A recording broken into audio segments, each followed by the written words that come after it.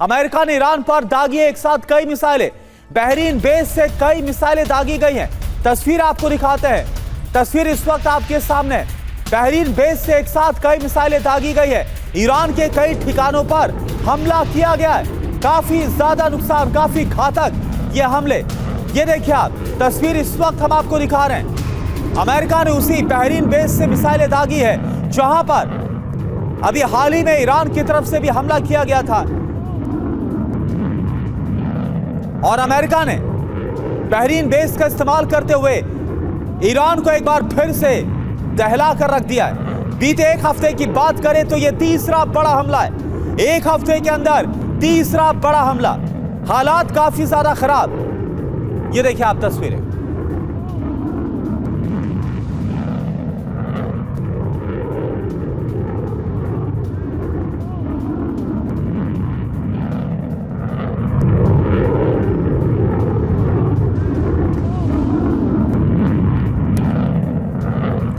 तो ये तस्वीर इस वक्त आपको हम दिखा रहे हैं। अमेरिका ने हमला किया है और बहरीन बेस से जो हाइमार्स मिसाइल दागी है वो आप देख पा रहे हैं। एक और बड़ी खबर, हाइमार्स मिसाइलों से अमेरिका ने ईरान पर हमला किया। बहुत ही घातक हाइमार्स मिसाइल जिसका इस्तेमाल किया गया। मिसाइल दागे जाने की तस्वीर सामने आई है। ये देखिए आप, ईरानी शहर के ऊपर हाइमार्स मिसाइल आपको नजर आ रही है और इन्हीं मिसाइलों का इस्तेमाल करके ईरान के कई शहरों को दहला दिया गया है।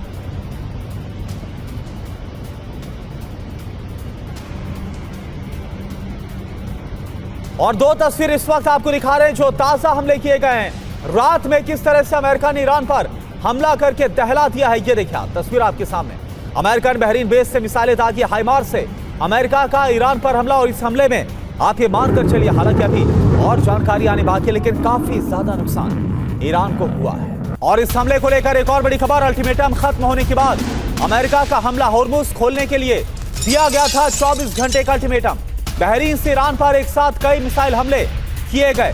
ये देखिए आप, तस्वीर आपके सामने।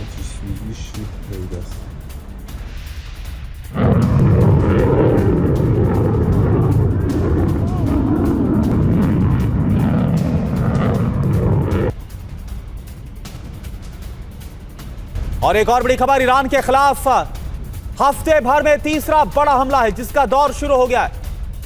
यूएस सेंट्रल कमांड की फोर्स ने हमले को अंजाम दिया और पूरी जानकारी यूएस सेंट्रल कमांड की तरफ से दी गई है इस ताजा हमले को लेकर। यह देखिए आप, होर्मुज में ईरान के हमले के बाद यह पलटवार। ईरान ने होर्मुज से गुजर रहे साइप्रस के झंडे वाले जहाज पर हमला किया था और यह जो जहाज था वो ओमान की तरफ से गुजर रहा था, लेकिन इसके बावजूद ईरान की तरफ से हमला किया गया। इधर ईरान के दक्षिणी तट यूएस का विध्वंसक प्रहार। ईरान के दक्षिणी तट पर हमला हुआ है। बंदर अब्बास, सिरिक, बुशहर प्रांत में कई हमले हुए। केशम द्वीप, चाबहार, खुजिस्तान प्रांत में हमला हुआ है। ये देखिए आप, कहां कहां पर हमला हुआ मैप के जरिए हम आपको बता रहे हैं। जो ईरान का दक्षिणी तट है उस पर आप देखें किस तरह से एक सीरीज से अगर आप देखेंगे तो धमाके आपको नजर आएंगे मैप पर। और वहीं बहरीन से ईरान पर मिसाइलों की बौछार कर दी गई है। रात में मिसाइल हमले के बाद दहशत फैल गई। तस्वीर आपको हम दिखा रहे हैं। ये देखिए आप, बहरीन से ईरान पर जो मिसाइल हमला किया गया ये उसकी तस्वीरें हैं, किस तरह से रात भर हमला किया गया है। ये देखिए आप,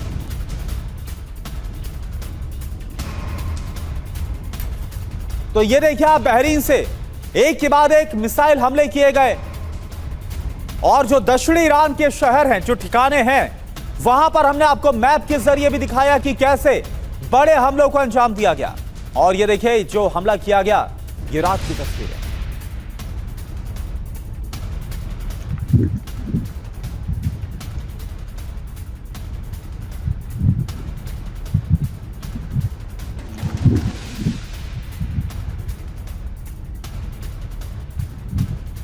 तो होर्मुज बांध विध्वंस से शुरू हो गया। अल्टीमेटम खत्म होते ही अमेरिका ने हमले शुरू कर दिए।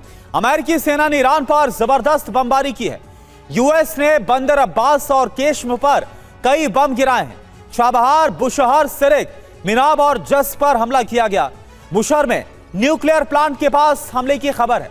होर्मुज के पास आईआरजीसी की लॉन्चिंग साइट पर अटैक किया गया। होर्मुज में जहाज पर हमले के बाद यह अटैक हुआ, सेंटकॉम की तरफ से कहा गया। हाइमार्स से एटीए सीएमएस मिसाइल हमले का दावा किया गया है। और हमारे साथ खास मेहमान जुड़े हैं, उनका हम रुख करें, लेकिन पहले मनीष मैं आपका रुख कर रहा हूं। देखिए, जो यूएस सेंट्रल कमांड है उसकी तरफ से कहा गया कि ओमान की तरफ से साइप्रस के झंडे वाला जो जहाज गुजर रहा था उस पर हमला किया गया और उसके बाद ही अमेरिका की तरफ से बदले की कार्रवाई। तो क्या लग रहा है कि कहीं ना कहीं एक जो जिद है जिस पर ईरान अड़ा हुआ है कि ईरान की तरफ से एक पैसेज तो ईरान की तरफ से दिया गया है, लेकिन अगर ओमान की तरफ से भी कोई जहाज जा रहा है उस पर भी हमला करना, यह कहां तक ठीक है? और उसके बाद अगर अमेरिका हमला कर रहा है तो अमेरिका भी तो इसको बोलेगा कि हम जस्टिफाइड हैं। देखिए, कल जब ईरान के विदेश मंत्री अराक्ची साहब ओमान पहुंचे थे और ओमान में जब बातचीत हुई थी तो ईरान ने ओमान को ये मनाने की कोशिश की कि चलिए हम दोनों मिलकर हॉर्मुज को अपना प्राइवेट प्रॉपर्टी बता देते हैं और वहां से कोई नहीं जाएगा। तो ओमान इस पर तैयार नहीं हुआ। ओमान ने कहा कि ओमान का मानना है कि यहाँ से सभी जहाज जाएं और उसमें हम कोई आवाजाही में रोक नहीं लगाएंगे, कोई टोल टैक्स भी नहीं लगाएंगे, तो हमारी तरफ से फ्री है। और कम से कम मान भी लिया जाए कि ठीक है, आधा ईरान का आधा ओमान का, तो ओमान वाले हिस्से से तो जहाज जा सकते थे, कमर्शियल शिप जा सकता था, ठीक है, मिलिट्री शिप नहीं जा सके। तो यहाँ पर तो साफ तौर पर लग रहा है कि ईरान दरअसल एक जिद पकड़े बैठा है कि अब तो किसी को भी हम हॉर्मुज स्ट्रेट से गुजरने ही नहीं देंगे। और 28 फरवरी से पहले, मतलब हमले से पहले की जो स्थिति थी जब दुनिया भर के जहाज बिना किसी रोक टोक के वहां से गुजरते थे, तो अब ईरान का कहना है कि भैया कोई भी जहाज अब वहां से नहीं गुजरेगा। क्यों? क्योंकि सैम अंकल ने मुझ पर अटैक कर दिया था। तो इस जिद की वजह से ये युद्ध अब लंबा खिंच रहा है और जो भी तथाकथित एमओयू है वो खत्म हो रहा है। क्योंकि देखिए, कल जब अमेरिका ने ये कहा कि ठीक है आप हॉर्मुज स्ट्रेट को पूरी तरह से कमर्शियल शिप के लिए ओपन करिए, तो अगर ईरान चाहता कि ये युद्ध ना हो तो ईरान की तरफ से कहा जा सकता था कि ठीक है हम कोई मिलिट्री शिप नहीं जाने देंगे, लेकिन कमर्शियल शिप जाए उससे हमें कोई दिक्कत नहीं है। और ये आइडेंटिफाई करने में कोई दिक्कत नहीं है कि कमर्शियल शिप कौन सा है, मिलिट्री शिप कौन सा है। तो ये तो लग रहा है कि ईरान ने भी एक गजब की जिद पकड़ रखी है। और अमेरिका को तो चाहिए क्या? अमेरिका को तो मौका फिर से मिल गया। बिल्कुल, अमेरिका को मौका चाहिए, एक बार फिर से मिल गया और पूरी दुनिया भर में जो ये ईरान का हमला उसको जस्टिफाई कर दिया जाएगा, डोनाल्ड ट्रंप की तरफ से हमला क्यों किया गया।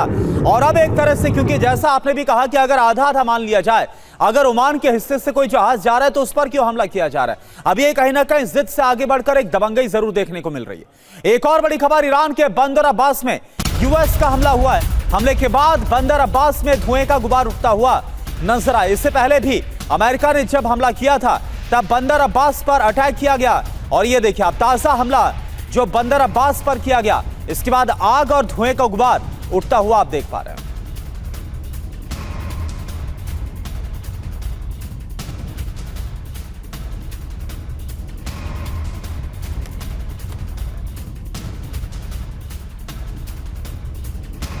और ईरान पर अमेरिकी हमलों की रफ्तार काफी ज्यादा बढ़ गई है। तेहरान में ईरानी एयर डिफेंस सिस्टम एक्टिव हुआ है और ज्यादा इंटेंसिटी के साथ अब अमेरिका हमलों को अंजाम दे रहा है, क्योंकि ऐसा लग रहा है कि अब अमेरिका को पता है कि बातचीत से तो कोई रास्ता निकलने वाला नहीं है, बातचीत के विकल्प पर अब कुछ भी होने वाला नहीं है। इससे पिछली बार हमले से पहले भी डोनाल्ड ट्रंप ने इसी तरफ इंडिकेट करते हुए बयान दिया भी था कि एमओयू इज ओवर और स्कम जैसे शब्द का इस्तेमाल किया गया था। ईरानी लीडर्स, यानी उनसे कोई मतलब ही नहीं है बातचीत करने को लेकर, तो ये सब कुछ कहा गया था।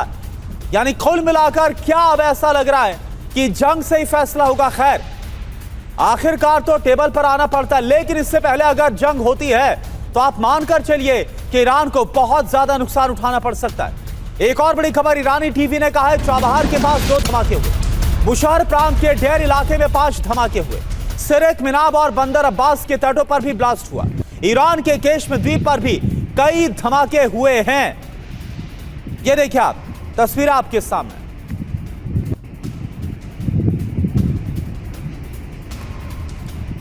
तो इस वक्त की 2 बड़ी खबर क्या है वो आपको बता रहे हैं और तस्वीर आपके सामने। तेहरान में ईरानी एयर डिफेंस सिस्टम एक्टिव हो गया है। चाबहार के पास 2 बड़े धमाके हुए हैं। ये देखिए आप, ये 2 तस्वीर आप देख पा रहे हैं किस तरह से ईरान को दहलाकर रख दिया गया है अमेरिका की तरफ से हमलों के बाद।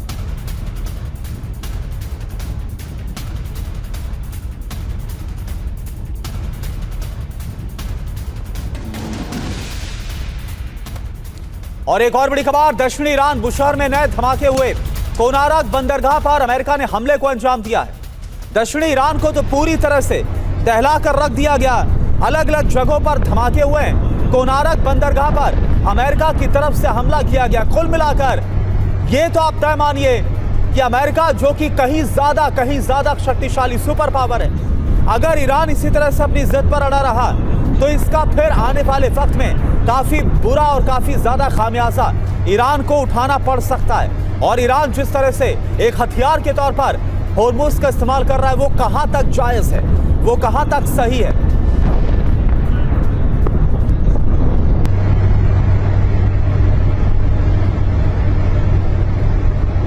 तो ये देखिए आप तस्वीरें आपके सामने, कोनारक बंदरगाह पर अमेरिका की तरफ से हमला किया गया।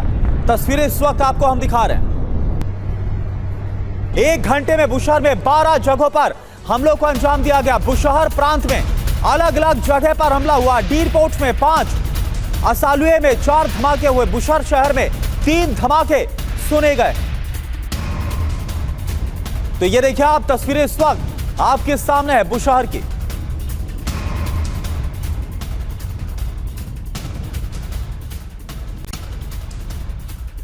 और एक और बड़ी खबर, ईरानी एयर डिफेंस ने नाकाम किए हैं कई हमले भी। दक्षिणी ईरान के खुजिस्तान प्रांत में मार गिराई है मिसाइल। मैं शहर के ऊपर मार गिराई गई है मिसाइल। ये देखिए आप दक्षिणी ईरान की तस्वीर इस वक्त आपको दिखा रहे हैं। और यहां पर क्योंकि अब ईरान की तरफ से एयर डिफेंस सिस्टम एक्टिव कर दिया गया है, इसके बाद कई हमलों को नाकाम करने का दावा ईरान कर रहा है।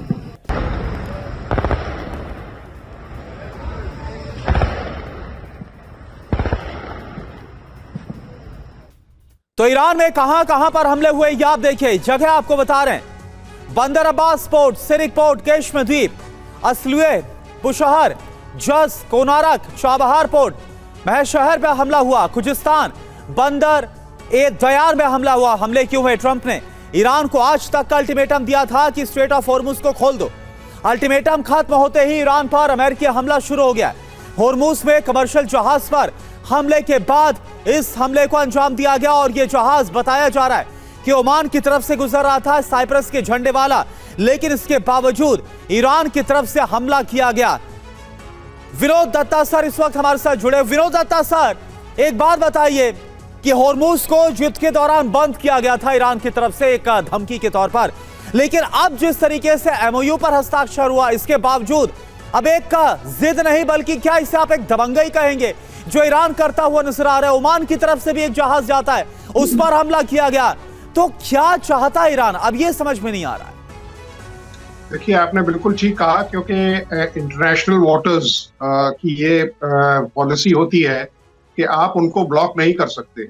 और ईरान, देखिए, आप किसी स्ट्रेटेजिक कहते हैं हाई वैल्यू टारगेट को लीवरेज कर सकते हैं, उसको अपने देश की सुरक्षा के लिए उसका इस्तेमाल कर सकते हैं, लेकिन आप ये नहीं कर सकते कि साहब मतलब उसके ऊपर ओवर डोमिनेंस आप दिखाएं या मतलब कोई कोअर्शन या इस तरह की कोई कार्रवाई करें। तो अमेरिका के ये जो अटैक्स हैं ये बिल्कुल जायज हैं। ईरान को इससे थोड़ा सा सबक लेना चाहिए, क्योंकि जिस तरह से अटैक किए गए हैं, सीरीज ऑफ अटैक किए गए हैं, तो अमेरिका का मकसद बिल्कुल साफ है कि वो टारगेट सॉफ्टनिंग करना चाहता है, जैसे मिलिट्री टर्म में कहते हैं। और वो जितने भी शोल्डर्स हैं स्ट्रेट ऑफ हॉर्मुज के, उनके ऊपर उसने ज्यादातर अटैक किया है। उसके जो लॉजिस्टिक बेसिस है उन पे अटैक किया है। तो इन अटैक्स को देखते हुए अगर ईरान अपनी हरकतों से बाज नहीं आता है, तो हो सकता है अमेरिका कोई और मतलब कहते हैं कि और ज्यादा तीव्र गति से ऑफेंसिव मतलब एयर स्ट्राइक्स करे और बाद में उसकी जो डोमिनेंस है स्ट्रेट ऑफ हॉर्मुज में वो रहे। तो ईरान को चाहिए कि मतलब संयम बरते और जो इंटरनेशनल नॉर्म्स हैं उनका वो मतलब उनका स्वागत करे और उनको उनमें कोई बाधा ना बने। जो अंतर्राष्ट्रीय नियम कानून है उसका तो पालन करना ही होगा। और यह हमेशा से कहा जाता है, अगर हर मुल्क, हर देश जिसके साथ समुद्र लगता है, अलग अलग महासागर लगते हैं, अगर वो ऐसा करने लग जाएंगे तो फिर क्या होगा? फिर तो पूरी दुनिया में जो व्यापार है वो ठप हो जाएगा, पूरी दुनिया की जो इकोनॉमी है वो ही गर्त में चली जाएगी। मुकेश कौशिक सर, जब शुरुआत में 28 तारीख को हमला किया गया था फरवरी में ईरान पर, जो इजराइल और अमेरिका की तरफ से, उस वक्त पूरी दुनिया भर में जो सेंटिमेंट्स थे वो डोनाल्ड ट्रंप के खिलाफ और नेतन्याहू के खिलाफ थे। लेकिन अब जिस तरह की जिद पर ईरान अड़ा हुआ है, सीजफायर होता है, एमओयू पर साइन होता है, स्ट्रेट ऑफ हॉर्मुज को ब्लॉक कर दिया जाता है, धमकियां दी जाती है, तो आपको लगता है कि अब वर्ल्ड सेंटिमेंट्स भी धीरे धीरे ईरान के खिलाफ जा सकते हैं? करुणा, देखिए, जब से ये युद्ध शुरू हुआ है तब से इंटरनेशनल नियम की तो धज्जियां उड़ाई गई हैं और वो हर तरह से उड़ाई गई हैं। एक समय था जब हिंद महासागर में एक शांतिपूर्ण अभ्यास से लौट रहे ईरान के शिप को अमेरिका ने निशाना बनाया था और हम लोगों ने डिस्कस किया था कि किस तरह से ये अंतर्राष्ट्रीय नियमों के खिलाफ है कि जब तक भारत के वो युद्धाभ्यास में आए हुए जो ईरान के शिप थे उनको लौटते हुए निशाना बनाया गया। तो हॉर्मुज एक ऐसी स्ट्रेट बन गई है जिसमें नियम, कानून और अंतर्राष्ट्रीय कायदे कोई मायने नहीं इस समय रखते। वहां पर युद्ध के तमाम नियम वो मायने रखते हैं कि युद्ध में सब कुछ जायज है। अमेरिका और ईरान दोनों ही इस नियम का फायदा उठा रहे हैं। मैं आपको प्रसिद्ध रणनीतिकार और चीन के जो है सुनजू की किताब है, मुकेश कौशिक सर, देखिए हमने देखा बीते 4-5 साल के अंदर, हम अगर एक एग्जांपल के तौर पर देखें, अगर रूस वर्सेस अगर यूक्रेन की बात करें, लगातार ज़ेलेंस्की अपने जिद पर अड़े रहे, उसका हाल क्या हुआ? यूक्रेन के अंदर तबाही हम देख पा रहे हैं, यहां पर भी एक सुपर पावर जिससे लगातार भिड़ता हुआ ईरान नजर आ रहा है। अगर ऐसी जिद पर अड़ा रहा तो क्या जैसा ज़ेलेंस्की ने हाल कर दिया यूक्रेन का, क्या आने वाले वक्त में ईरान का वो हाल हो सकता है? करुणा, ये एकदम साफ है कि हॉर्मुज को आप मिलिट्रीली नहीं खोल सकते, सैन्य दबाव से हॉर्मुज को नहीं खोल सकते। ये सिर्फ 33 किलोमीटर की जो आखिरी चौड़ाई है इसकी, उसको ईरान कभी भी ब्लॉक कर सकता है। ब्लॉक ना करे तो डिसरप्ट कर सकता है। और डिसरप्शन का मतलब ये कि अगर एक भी कमर्शियल शिप पर निशाना बना दिया गया तो वहां पर दूसरी कमर्शियल कंपनियां अपने आप को गुजरने से बचेंगी। अब अगर अमेरिका को हॉर्मुज खोलने का एक रास्ता है कि या तो शांतिपूर्ण बातचीत से खोला जाए, और मिलिट्रीली अगर खोलना है तो वो हॉर्मुज खोलने के लिए युद्ध नहीं होना चाहिए, वो ईरान पर कब्जे का युद्ध होना चाहिए। जब तक ईरान में रजीम अमेरिका के पक्ष में नहीं आ जाता तब तक वो हॉर्मुज खोल नहीं पाएंगे मिलिट्रीली। बिल्कुल, ये आप कहीं ना कहीं अमेरिका को तय करना होगा कि वो चाहता क्या, या बाकी वाकई में बातचीत को लेकर गंभीर है, और अगर युद्ध चाहता है तो इसका मकसद क्या है। एक और बड़ी खबर, अमेरिकी रक्षा मंत्री पीट हेगसेथ का बड़ा बयान, ईरान ने गलत फैसला किया है, यह पीट हेगसेथ की तरफ से कहा गया। देखिए, धमकियां जो है वो थमने का नाम नहीं ले रहे, और ये तो आप मानकर चलिए कि जिस तरह की जुबान डोनाल्ड ट्रंप की तरफ से हाल फिलहाल में जैसे धमकियां दी गई है, इसके बाद भी हालात बहुत ज्यादा खराब हुए, और ईरान ने इन धमकियों के बाद भी हॉर्मुज को लेकर फैसला किया, विश्वास नहीं जता पाया। और एक और नई धमकी है, ईरान को समझौता नहीं करने की कीमत चुकानी होगी, यह अमेरिका के युद्ध मंत्री पीट हेगसेथ बोल रहे हैं।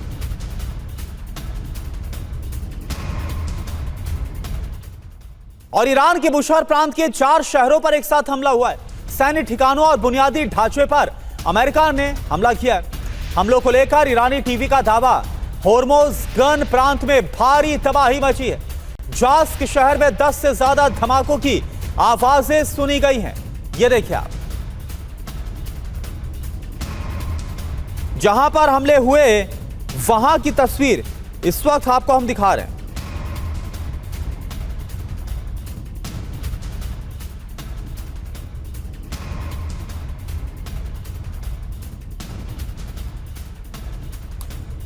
तो ये देखिए, सैन्य और जो बुनियादी ढांचा है उसे कैसे नुकसान पहुंचाया गया, ये देखिए आप। इधर हमलों को लेकर ईरानी टीवी का बड़ा दावा, होर्मुज़गन प्रांत में भारी तबाही, जास्क शहर में 10 से ज्यादा धमाकों की आवाज सुनी गई है। ये देखिए आप, अमेरिका ने ताजा हमलों में भारी तबाही मचाई है ईरान के अंदर।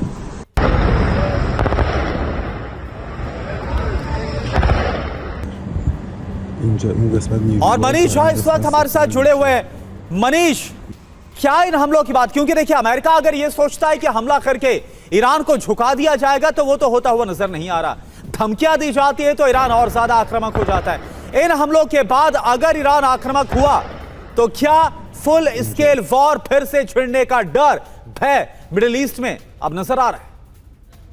देखिए, ये बात तो अब दिख रहा है कि ये जो मामला है वो धीरे धीरे और अधिक बढ़ता जा रहा है। इस हफ्ते ये तीसरा न केवल स्ट्राइक है, बल्कि बिल्कुल। इन स्ट्राइक्स की इंटेंसिटी भी बहुत ज्यादा है। मतलब पिछले दिनों हमने देखा कि एक 5 घंटे के हमले में 80 स्ट्राइक किए गए, 7 घंटे के हमले में 90 स्ट्राइक किए गए।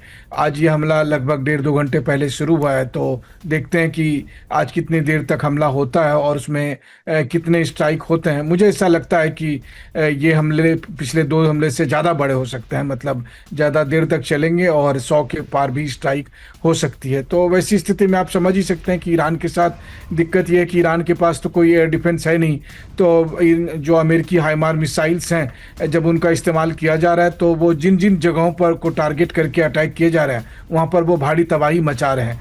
जो दूसरी बात है कि अभी फिलहाल अमेरिकी हमले में केवल हाइमार्स का ही इस्तेमाल नहीं हो रहा है, बल्कि फाइटर जेट्स को भी भारी संख्या में ईरान के आसपास देखे गए हैं। बल्कि खुद अमेरिकी सेंट्रल कमांड ने भी आधिकारिक तौर पर KC-135 रिफ्यूलिंग टैंकर प्लेन को दिखाया है, जो एक F-16 को वहाँ ईरान के आसपास मिडिल ईस्ट में जो है सो वहाँ पर उसको ईंधन दे रहा था। तो वहीं दूसरी तरफ कुछ तस्वीरें आई है कि तेल अवीव में जो एयरपोर्ट है वहाँ पर बड़ी संख्या में अमेरिकी फाइटर जेट्स और मिलिट्री प्लेन्स वहाँ पर तैनात किए गए हैं। तो मतलब इन सब का इस्तेमाल करने की तैयारी है। तो जो आपका सवाल था, ये एकदम साफ बात है कि ये युद्ध लंबा खिंचने वाला है, खिंचने जा रहा है। देखते हैं हमें ईरान का रिएक्शन कैसा होता है, केवल वो बहरीन कुवैत तक होता है या वो इजराइल की तरफ मूव करते हैं। अगर वो इजराइल की तरफ भी मूव करते हैं तो फिर तो ये लंबा चलेगा। बिल्कुल, और अगर इजराइल शामिल होता है तो फिर आप मानकर चलिए कि फिर एक बार फिर से एक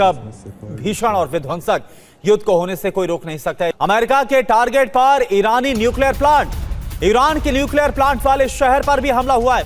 बुशर के नरजेस रहमाती इलाके पर हमले को अंजाम दिया गया। ये देखिए आप, ईरान के न्यूक्लियर प्लांट वाले शहर पर भी हमला। बुशहर, जहां पर ईरान का न्यूक्लियर प्लांट है, यहां पर कई जगह धमाके हुए।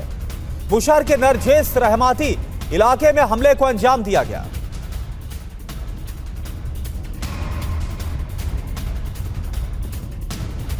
और एक और बड़ी खबर, ईरान ने होर्मुज पर चौकसी बढ़ाई है। होर्मुज में एक और जहाज पर हमले को अंजाम दिया गया। ईरानी मीडिया का दावा, ईरान ने होर्मुज पर चौकसी बढ़ा दी। देखिए, कहां तो अमेरिका की तरफ से अल्टीमेटम दिया गया था कि स्ट्रेट ऑफ होर्मुज को खोल दो वरना बर्बाद कर देंगे, और वहीं दूसरी तरफ खबर यह आ रही है कि अमेरिकी हमले के बावजूद ईरान झुकने को तैयार नहीं है और उसने चौकसी और ज्यादा बढ़ा दी। ये जो आप तस्वीरें देख रहे हैं, इसे मॉस्किटो फ्लीट कहा जाता है। छोटी छोटी नाव है ईरान की जो कि लगातार पहरा देती है और जो सी माइंस है उनको बिछाने का काम किया जाता है।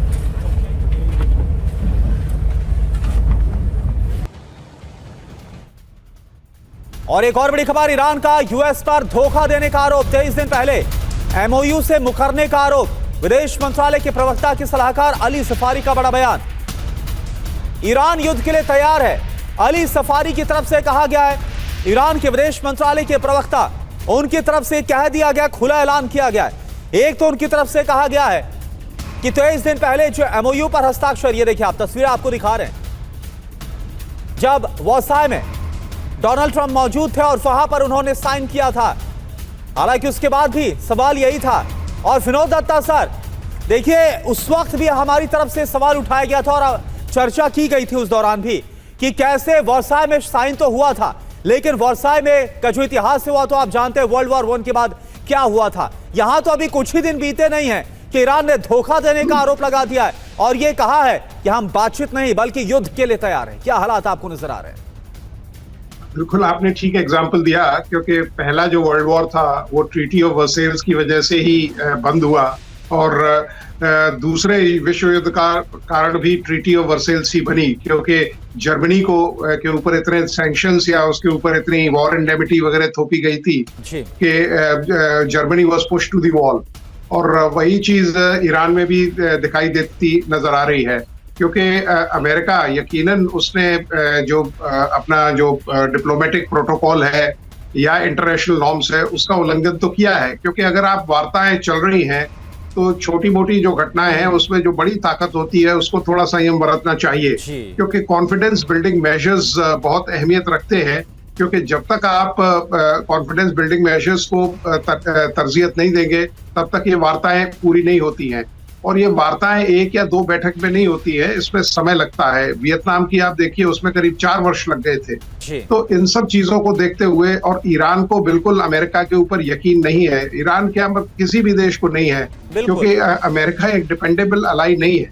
तो इन सब चीजों को, और मध्यस्थता भी देखिए जो देश कर रहे हैं वो कोई बहुत ज्यादा अहमियत नहीं है। पाकिस्तान की क्या बिसात है कि वो कहते हैं ना कि घर में नहीं दाने और अम्मा चली बुनाने। आप ये देखिए, उनसे खुद अपना देश नहीं संभल रहा है। बिल्कुल विनोद दत्ता सर, और यहाँ तो सिर्फ पाकिस्तान की गरीबी की नहीं है, पाकिस्तान तो ऐसा मुल्क है दुनिया भर में आतंकवाद फैलाता है, हिंसा करता है, और वही पाकिस्तान जो मुल्क है वो शांति के लिए पैरवी करता हुआ नजर आ रहा है। इससे भद्दा मजाक पूरी दुनिया के लिए क्या हो सकता है, और ना जाने क्या ऐसा क्या है जो कि डोनाल्ड ट्रंप आंख मूंद कर पाकिस्तान पर इस कदर विश्वास करते हैं। एक और बड़ी खबर, ईरान के सिरिक में यूएस ने 3 हमले किए। होर्मुज़गान बंदर अब्बास में 3 हमले हुए। पूरे तेहरान में एयर डिफेंस सिस्टम को एक्टिव किया गया है।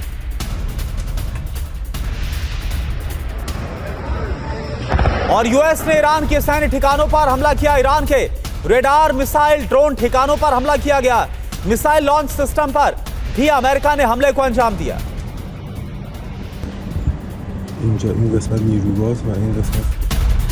इधर कुवैत के आसमान में देखिए कई मिसाइलें अमेरिका ने कुवैत बेस से भी कई मिसाइलें दागी। तो अब खबर यह भी आ रही है कि मल्टीपल फ्रंट से हमलों को अंजाम दिया गया।